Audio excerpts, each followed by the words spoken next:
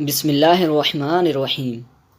پیارے دوستوں، آج کی ویڈیو میں ہم آپ کو پیارے آقا صلی اللہ تعالیٰ علیہ وآلہ وسلم کا بہت ہی پیارا فرمان سنانے جا رہے ہیں، لہٰذا تمام ناظرین سے گزارش ہے کہ ویڈیو کو لائک کریں اور زیادہ سے زیادہ شیئر کر کے ثواب کے مستحق بنیں۔ سوال: کون سی دعا زیادہ مانگنی چاہیے؟ تو جواباً عرض کیا جاتا ہے، قرآن کریم اور احادیث مبارکہ میں جو دعائیں ہیں وہ مانگی جائیں انہیں دعائے ماثورہ کہتے ہیں۔ حدیث شریف میں اس دعا کو جامع دعا کہا گیا ہے۔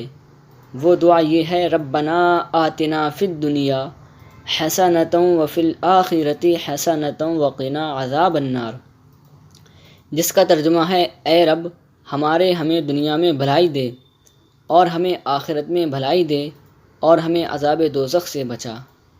ان کے علاوہ اپنی زبان میں بھی دعا مانگ سکتے ہیں۔ السلام علیکم۔